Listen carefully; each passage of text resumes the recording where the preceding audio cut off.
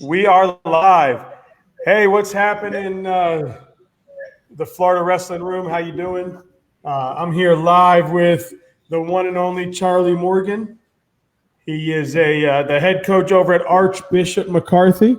He came to Florida from Detroit. He coached schools in Michigan, Ohio, now down here in Detroit. He wrestled at Morgan State. He won the MEAC 4 times, the Eastern Regional twice. He was a 2-time Michigan State high school placer. And I am Alex DeArmas. I am with Charlie. He was messaging. And 4-time NCAA D1 qualifiers. So we are here with my man Charlie. Hey, man, I'm glad we got on here. I know you've had your hands in multiple All-Americans, multiple state champs, state placers, and you come highly recommended, so I'm glad I got you on here. How are you, sir? How's the family? How's the kids? How's your students? How's everybody getting through all this? All is well on our end down here. We have some family back home in the Detroit area that had a rough patch for a little while, but it seems like things are doing well there. Some family and friends, had a tough time dealing with the situation that we're currently in. Down here in South Florida, we're doing okay. We're abiding by the regulations, staying home, and I'm a homebody anyway now. Spending a lot of time with my wife and my baby girl, so all is well. They're happy to have you home. That's what I talk to a lot of the coaches, and they say they're happy up to a point, but then every once in a while you need to go hide in the back or something. Both of you are about to go crazy, so you're like, "Can I get a minute?" Oh yeah, I've been working out just to pass some time, get out the house a little bit, walk around, So that's awesome. So what have your students been doing? Your wrestlers, how do you have them focused during this time and mentally getting through this? Well, one of the things that I do on the side is nutrition and working out and stuff like that with my family and my friends. So I send them a lot of body weight and body workouts. And then my brother runs Wrestling University, Michigan, back home. He's a 3-time. Oh, nice. Yeah, he's a 3-time All-American. He's a hammer. He was a finalist. Yeah, man. Send him. I'll talk to anybody wrestling. Bring him on. Yeah, so he runs our club up there. It's a family business, and it's a dream my dad had back in the day. And so I run the Florida branch. And so he's been doing virtual Zoom workouts every Monday and Wednesday from 6:30 to 7:30. Oh, nice.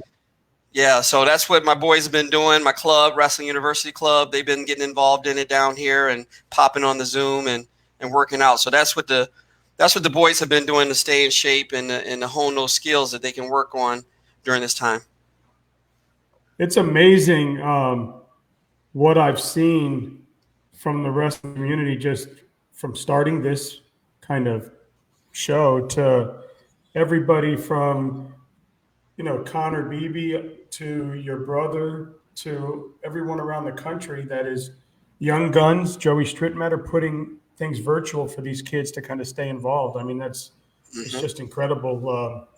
I tell people it makes me feel good because the reason I started this was for that, and then to see that the community is what I've always thought it was means a lot. So obviously between the few states that you've coached at, you've produced a lot of successful wrestlers and a lot of successful human beings, which I think is what I try to tell people is most important about this sport is that you didn't just play you just played baseball in high school or college. You just played football and I played those sports and I love those sports and I love basketball and all that. But those are sports you just played. This is a sport that you lived. And when you see these kids and these coaches that I'm meeting and the kids that are producing from being in a wrestling room, it's just incredible. And then to see them all come back is even more amazing. And you don't have to, like a high school football team, the guy had to play for like the Hurricanes or go off to the pros and then he comes back and people are like, wow, but with wrestling, it's just every kid that ever came through the room seems to find their way back because they love it. and it's meant a lot. So somebody just posted greatest coach and mentor. So there you go, sir. Everybody recognizes I, you. I appreciate that. Yeah. I have a lot of folks that help me out. I'm still learning. I love the sport. I'm a student of the game, watching videos, studying videos, always trying to improve. And you're right. This sport is a camaraderie. We're a brotherhood, no matter what our differences are, ethnicity, racial, politics. When we get out there and go, man, we go. And the best part about it is that, we actually fight. We actually fight, and we have less problems off the mat, which is crazy. And some of my friends who coach other sports, those guys are going at it and have some vitriol off the field, and I don't feel like we have that in our sport for the most part. I think even in disagreements, I've been heated arguments with some of my colleagues, and we work it out. We work it out. Yeah, it's amazing, and I tell some people, and there's a little bit of a delay, Coach Morgan. So if I talk over you or you're not done talking, just put your hand up for me. Okay. So I know I haven't talked right over you. My apologies. But yeah, I agree with you, and I tell parents, or I speak loudly, like, you have a kid that's got ADD, ADHD, that's having problems in the classroom? Do you have a kid that is maybe mentally not getting along, or maybe is the young kid in class, so the kids are older just because he was a little smarter, or he was a September baby, so now maybe he's getting bullied a little bit. You don't need to go see a doctor, people. Stick him in the wrestling room. I'm telling you, getting that sweat in and wrestling and learning, it's going to change your son, and you're going to be impressed. And don't let them quit, because there'll be a few hard times you go through when they first Oh hit yeah, that room. it's like life. It's wrestling is very much like life. Okay, you're going to win by a point. You're going to lose by a point. 1 minute to go, 1 second to go. It's just like life. I equate it to my classroom. My students are, hey, Mr. Morgan, I got an 89. Can I get a 90? And I'm like, listen, and I give them the whole spiel about how I lost a state title by a point. And it never's left me. It's made me a lot better for it, And so it's just so much like life. I just love the sport so much. Love giving No back. weighted grades in Morgan's class, right?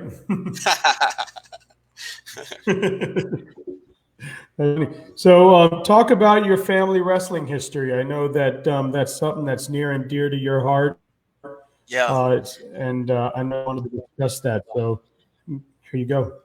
So yeah, I was born and raised in Detroit. I lived in a city up until I was 14, and then we were also. It's very interesting, which is different from down here, in that there's a true inner city, a true suburb, and everything else. It's much different.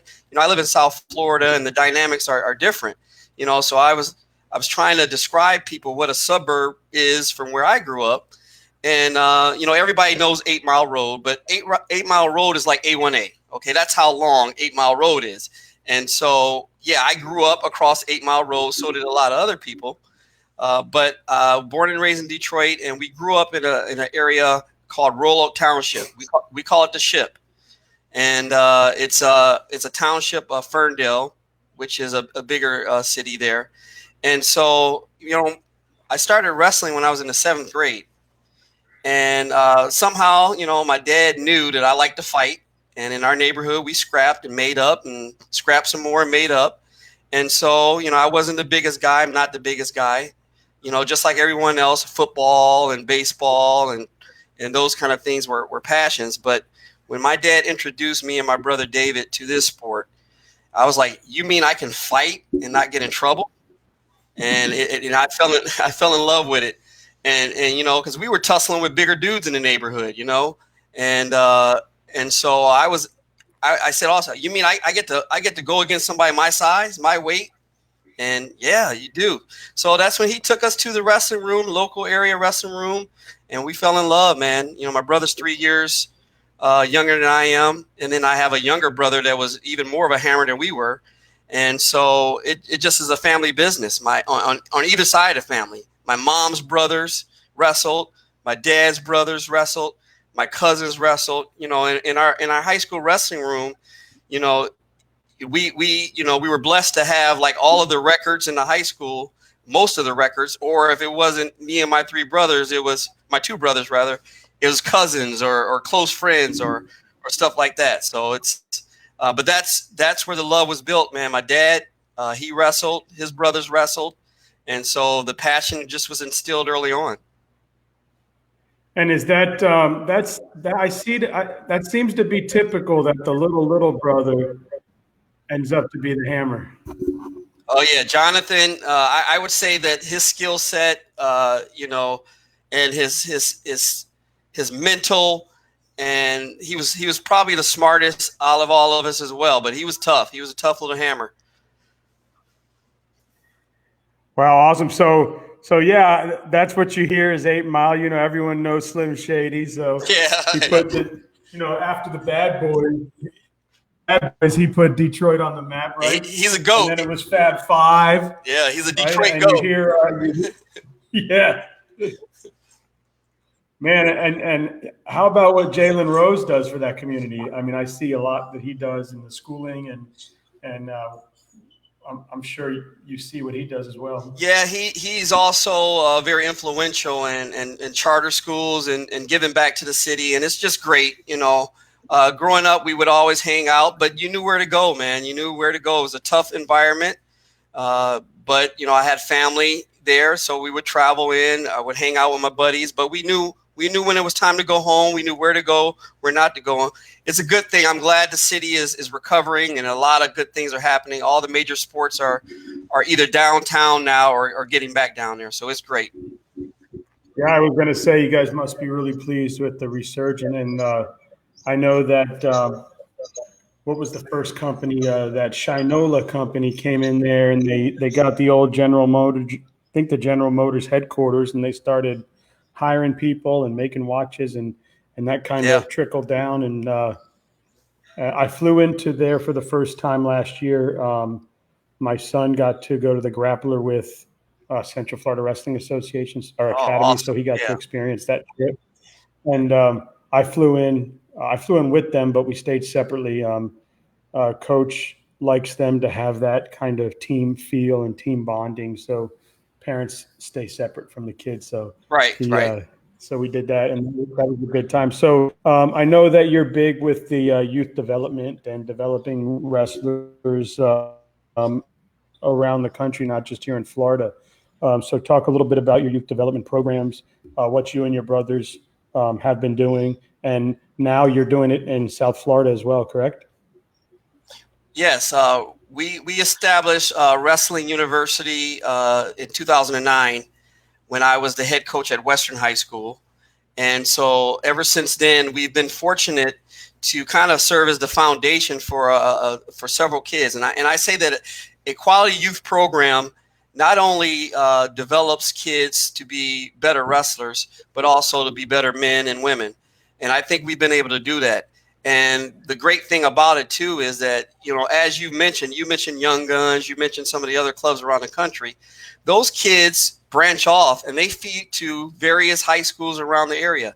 And so I've been blessed and privileged to be able to have created some skills and attitude for some kids that have gone off to other programs around the state of Florida.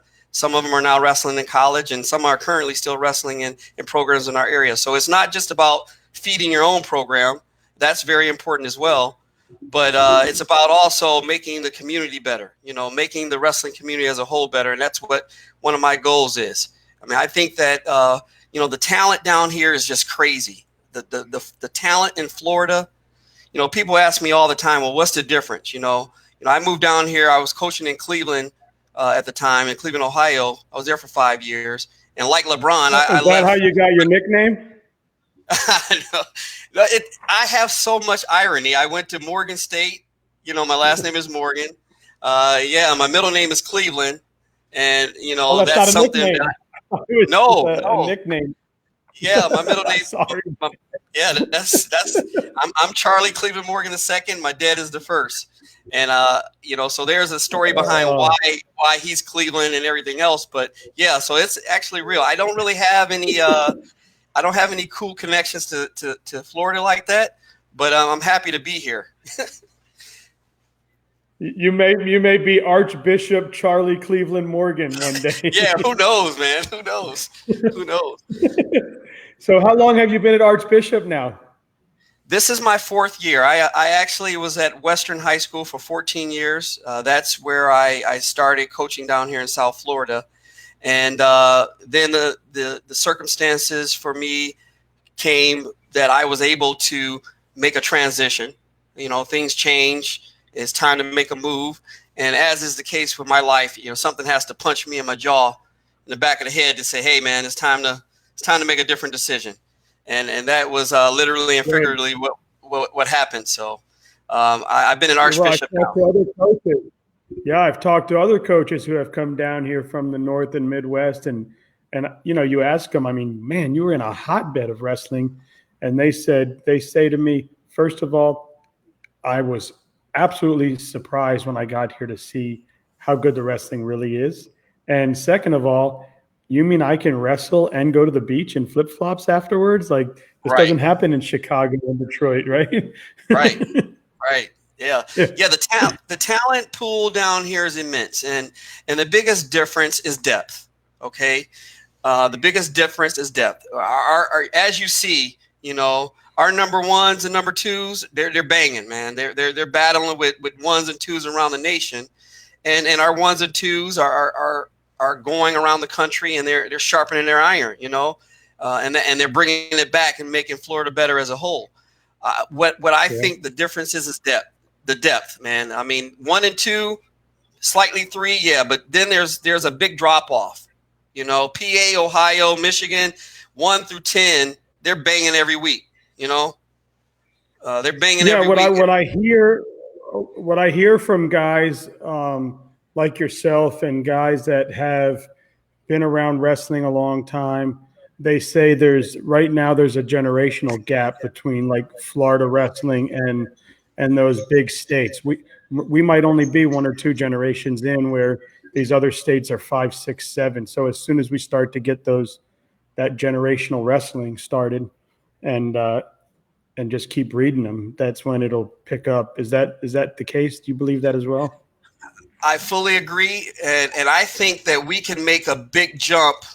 We as coaches here and parents and wrestling enthusiasts, we can make a bigger jump if we do the following.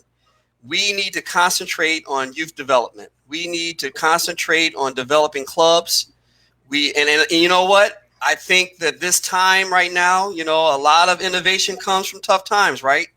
I don't know the exact quote, but a lot of innovation comes from tough times. And I think there's going to be a lot of folks developing a lot of different things to make this sport, even better than what it was.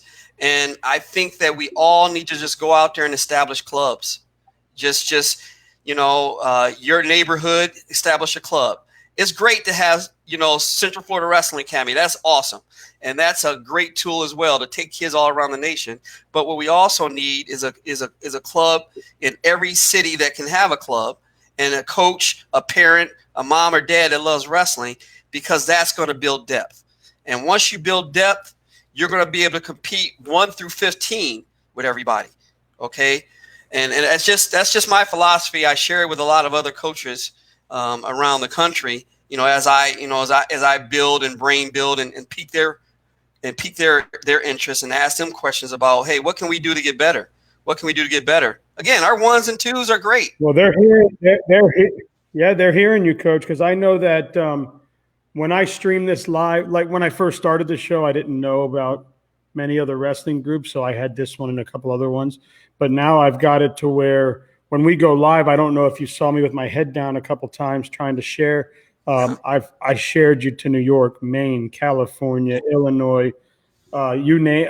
I've got 31 wrestling groups around the country that I share these live feeds with. Awesome. So they're hearing you, Coach, not just the kids, but the parents and the coaches. So talk about that. I know you're big into developing programs. I know we just talked about youth wrestling development, and you took over Archbishop 4 years ago. was it a new program that you created, or it was one you took over?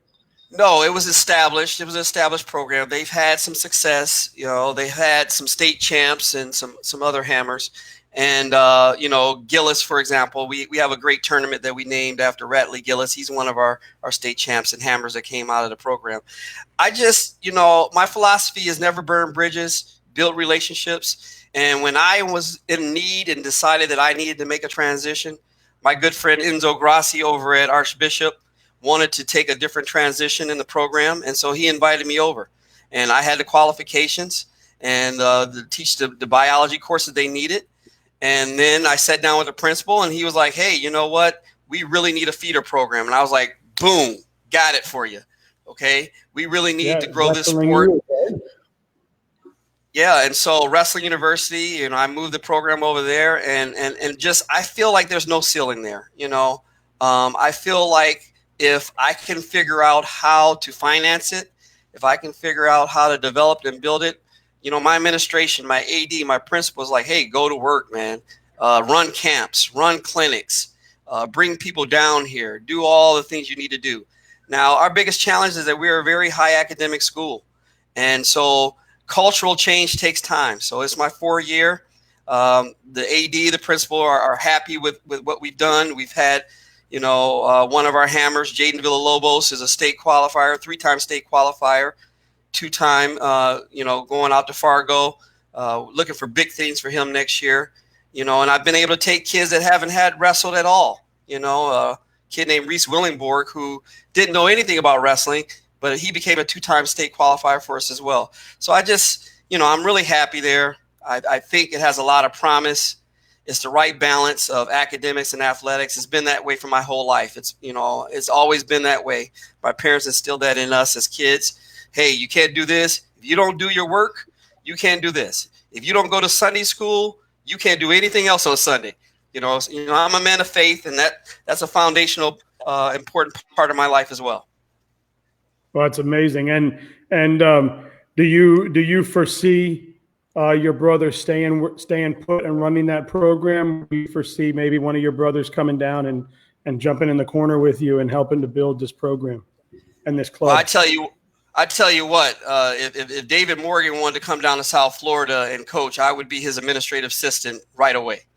I tell you that. I do all the paperwork or whatever it was. He is a great teacher of the sport. He is my younger brother, but he's a mentor. But he's doing very well. Keep sending him those sunsets and the pictures on the beach. Yeah. Oh no. Yeah, the ocean. He's been down here. He's been running clinics. He's been doing things for us. You know, him and my other brother Jonathan. But they're pretty well set. You know, back home. His wife is a detective back home, and he has a business, real estate, and kind of doing some of the same things you're doing. And he actually runs the club and helps the kids. I mean, he's great, man. He has a great life of you know, raising 4 little boys, 4 little hammers, and they range from boys 13. Down to the Archbishop, right? Yeah, that's probably not gonna happen, but it would be great. It would be fun. I was talking to you probably saw me talking to the De Armas brothers yesterday. Yes, I love those guys, man. They're great, man. They bring a lot of energy, a lot of fire, man. I like competing with those guys, and they're good dudes. Yeah, and they have, you know, one of them has sons that are in the wrestling room already. So I always ask guys like that, man, what's it like? Because I know as a parent watching my son, I know the craziness that goes on inside me, right? But I couldn't imagine like being the coach in the corner. There's got to be a separation. I know it. It's got to be tough. Yeah, I haven't experienced it yet. My daughter is 2, which is, you know, even before I had a daughter, I was a proponent of girls wrestling, and I'm even more a proponent of girls wrestling now. Yeah, and that's my next question that I was going to ask you, Coach. I wrote down here. What is the importance of, obviously, and then the growth of girls wrestling? We need to get it sanctioned. Look, I don't have a daughter, but I tell people I'm also not 97 years old. I mean, I get that there's women and men that live in this world now, and they both should be treated equally. So I talk to other states now, and it's getting sanctioned. I mean, boom, boom, boom, boom. I talked to a coach down there the other day, and he said that this year they had 60 something girls. Last Mm-hmm. year they only had 6 girls. Next Mm-hmm. year, this year they're probably gonna have over 100. The state tournament went from 70 girls to 360 or something. Lindsay told me. So, what's going on, man? I mean, talk about this and why they haven't done it yet, and how important it is that they do it. Well, I think it's just going with the change of the times. Some folks have a different mindset. We won't go involved into that, but um, when I was on the wrestling advisory committee, years ago at Western High School, we were trying to get this rolling, and we were also trying to get rolling the dual state tournament, and you see how long that took. Usually, what happens is that the coaches are all on board, and then it has to go through the ADs. Well, this time the ADs are all on board. And so now we're at the third phase where we got to get, the other folks to make the actual decision to get on board. And I think we're pushing for it, and I think we're going to get there. I've been able to have some success with young ladies wrestling. My first young lady at Western High School was a multiple-time All-American, Carrie Sickles. And then you'll know this name, Casey Bell. Casey Bell won 2 state titles for me at Western, and that's Kai Bell's older sister. And Kai and Casey both came through our program as they came through Wrestling University when they were younger. And so I'm just a proponent of it. I have girls on my team. I have 3 girls on my team, and I tell you what, if it was sanctioned and they knew that they would battle against other girls, then I would get more out. It's just tough. I mean, nobody. Listen, I know some girls that I grew up in my neighborhood that I didn't, you better come correct if you raise your hands to certain girls I grew up with. But Yeah. Well, I grew up in South Florida, and I've seen some bad women too. So. yeah.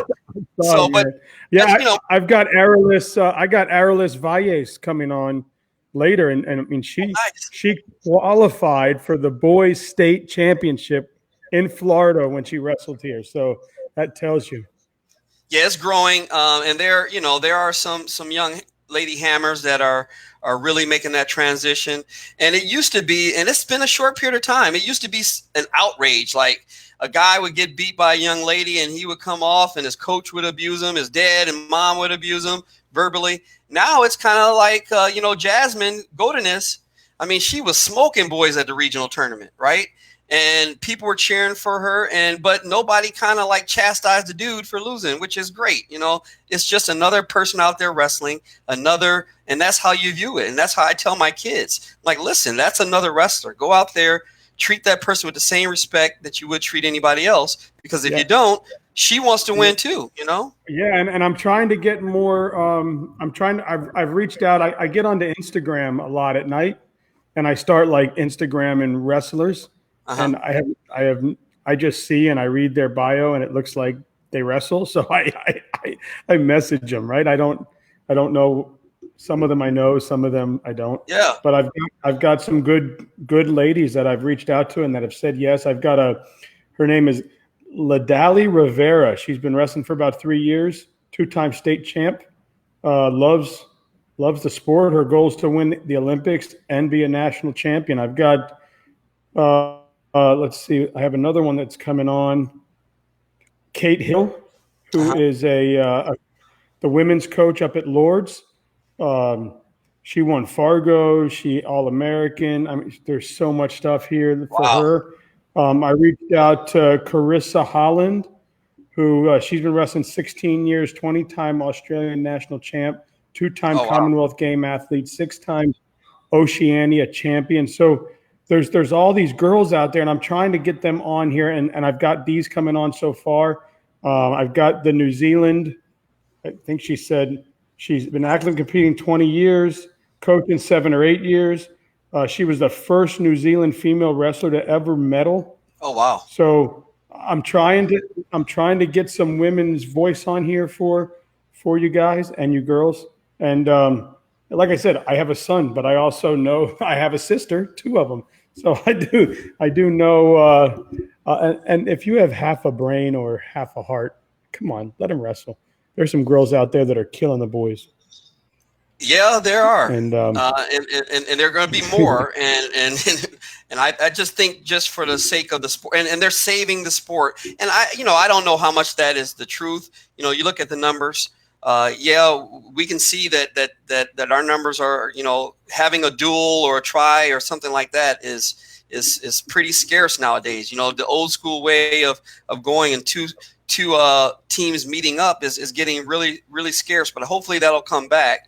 But yeah, these young ladies and their growth is really going to save the sport. And I had Dave Dean, Gabe Dean's dad, who I work with Flyway, organization that we're trying to get a foothold, another organization here for Florida. But Dave Dean said that being able to sell the program to the family is where our sport's going to grow. Okay, so well, if you can Gabe was on. Gabe has that show. I had him on here. yeah, And yeah, he has that podcast now that I try to listen to in the morning sometimes. And he yeah, was talking the other day, and I try and message him about the importance of bringing dual competition, not just bringing dual competition back. I mean, at the NCAA level, there's duels. They happen, but it doesn't matter. It's almost like it's like the NCAA basketball. It doesn't matter till the tournament, So he's saying that he thinks that you can really grow the sport by making duels count. And also I reached out, I messaged him and I talked to the Princeton coach, Coach Ayers. They've done an outdoor tournament before. And they said that there was one with Oklahoma State, but in these parts of the country where you have teams like a Cornell and Princeton or a Rider and Rutgers, put those 4 teams in Yankee Stadium. Let's watch them go at it, yeah. In Chicago, there's so many good teams around the Illinois area. Let's do a duel at Soldier Field. Out in California, let's do a duel in whatever that fancy where USC plays, the Uh-huh. Coliseum. Right. I mean, how cool would that be live on NBC? Like these hockey teams and these NFL teams and these college teams, they get to be so polarizing because they're on TV in a neutral spot. I want to ask you what you think about that, but somebody just said, ask Coach Morgan if he thinks once we sanction girls, should it be folk style or freestyle? Listen, ideally it would be freestyle because that will enhance our competitive edge across the world with the Olympics. And that's, what they're going to be doing primarily in college. However, just like we have to make changes with the current dual system that we have that some of us don't really like a whole lot, we got it. Okay. And so we just want to get these girls wrestling first, and more than likely it's going to be folk style. Although I think that hopefully it would be freestyle, but I just don't think the logistics are going to allow it. I don't think that the quality of coaches with the knowledge as far as, and also just wanting to. A lot of our coaches have the freestyle and Greco background to do so, but they prefer doing folk. And so I just think that it'll be easier for us to do folk style just to get it going. And then once we get it going, maybe we can transition it just like we're trying to do with the dual series. They're listening to us. And so hopefully we'll be able to make some improvements on that as well. And so as far as getting wrestling more mainstream and getting it on NBC and ABC or ESPN, those were some of the things that I had mentioned, and I'm sure they've heard it before. And I'm just a fan of sports, so I thought, man, that would be cool. Like how awesome would it be, or how cool would it be to get the top 4 from each weight class around the country into an individual tournament in a big stadium like that, I mean, I know we have the national championship, but I'm talking about, something smaller inside, just to have fun. I mean, how cool would it be to see Gloria Lee go at it, Yeah, look at Beat the Streets, up in New York and Madison Square Garden. That's an example of what you're talking about. And, I am a traditionalist in a lot of things. I am a traditionalist for our sport. But in other aspects, I am like, hey, man, let's try it. Let's do it. Let's bring in some gamemanship. Let's get some fans in the seats. Let's do some things. So, some people are against some of the crap talking that goes on between, the different athletes and stuff like that. Hey, as long as it's civil, why not? I mean, So yeah, so years ago when I was growing up, my dad was a policeman down in South Florida, right? uh-huh. And on Miami Beach, they used to have I forget what the event was called, but they would close down the streets, and the PAL would put a boxing rink in the middle of the street, and you'd have silver gloves, bronze gloves, gold gloves. You'd have little boxing matches with all the local PALs around the counties. I mean, around the districts, and it was fun. People came out and watched it. It was exciting. Obviously, with the growth of wrestling and mixed martial arts and jujitsu, and that boxing has kind of faded a little bit. But Uh-huh. how cool would it be to have events like that where instead of a boxing ring, they're throwing down a mat, and we get some kids out there at the youth level, and we have them out there in the streets wrestling. Obviously with real refs and real coaches, and everything is done the right way. I mean, how dope would that be? Exactly. Just thinking out the box. And I think we need to do that. I think more people need to be willing to do that. And I see, a lot of folks doing that, throughout Florida. The Hollywood Hooligans, for example, one of the local clubs in our area that has established, they're doing all kinds of cool things, all Halloween and whatever it is. And I think that's great. And I give shout outs where they deserve. The Hollywood Hooligans is another club in our area, but as I said before, I want 50 clubs to be in Fort Lauderdale and Broward County, 50 more in Dade, 50 in Palm Beach. Let's all get together and let's bang. Let's build this sport. Well, look what Luke did with football down there. Yeah. With his Yes. program, with his youth program. He grew that from nothing. Yeah. So yeah, and I think again, so we have to get out of our comfort zone, get out of this traditional way of thinking and doing business with our sport, so we can grow our sport.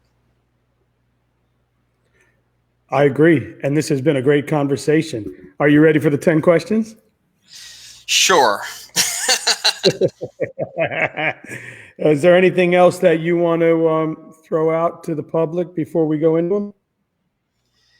No, I just want everybody to be safe and just have some patience. We're going to get back. We're going to bang. We're going to do what we need to do. But, even if you're not experiencing some hurt and some death and some whatever it is, or some job loss, which is, very important. I got a small business too, and I'm hurting it as well. And so we just all have to have some empathy, just think about that other person and walk a little bit in their shoes, and let's just, hey, we're going to get back to doing what we do. I like it. So you're down by 3. You're in the third period. Mm-hmm. You have choice. Are you going top, bottom, or neutral? Top. Are you prefer folk style or do you prefer freestyle? Folk. Headgear or no headgear? Well, I didn't have these dreads when I wrestled, but so I'm gonna go no headgear. Yeah, it's got to be tough getting them on there now. Yeah. But so you have, and now this would be, you can answer this either from your point as a wrestler, or you can answer it maybe as your club team. You have one day to train. Do you take them to a rumble or a clinic? A rumble. I like it. And here's that question: who wins the rematch, Swain or Shoot? Swain. Coach George said that he didn't believe none of that, because as soon as Swain stopped running home and jumping on the bike, it was over. He stopped. Yeah. He lost his edge. Yeah. Yeah. Which title holds more prestige, 32 or Fargo? Fargo. What's more dominant, a pin or a tech? A pin. Ooh, a pin. You are rare, my friend. Wings or a burger? Wings. A lot of people go wings. Do you prefer Popeyes or Chick-fil-A? Neither. I have a bad experience with both, so I'm gonna have to go neither. Okay, so how about Whopper or Big Mac? Big Mac. All right, man. I don't have much more. Maybe I can ask you nuggets or tenders, I guess. Tenders. Nice. And I, being a Michigan kid, I asked Dubuque yesterday, New Jersey versus the country, and he said Jersey all day. So being a Michigan wrestler, Michigan versus the country. I gotta go with home team, Michigan, baby. I like it. I talked to Nick Simmons the other day. He was a man. He was fun to talk to. I know he's Michigan blood right there. Yeah, he actually worked out a lot with my brother. So yeah, I know Nick. Awesome, man. Hey, this has been absolutely fun, amazing. I hope you guys are back on the mat soon. I tell everybody, I hope I get a chance to meet everybody now that going to States next year. It's going to be a whole different feeling for me. I'm like, hey, what's up? I know you. So it'll be a good time. Yeah, I just want to thank you for this platform. This is awesome. This is giving us diehards something to talk about, to share, and it's growing our sport, and you're doing your part, and I really appreciate it. Keep on doing what you're doing. Thank you, sir. And anytime you want to come on, if your brothers want to come on, whoever you know, just let me know. I'll get you my link, and we can get them on. Awesome. Thank you so much. Yes, sir. You have a great day. Thank you for coming too. on. Sorry about the mishap at the beginning. No worries, man. It happens a lot with my classes.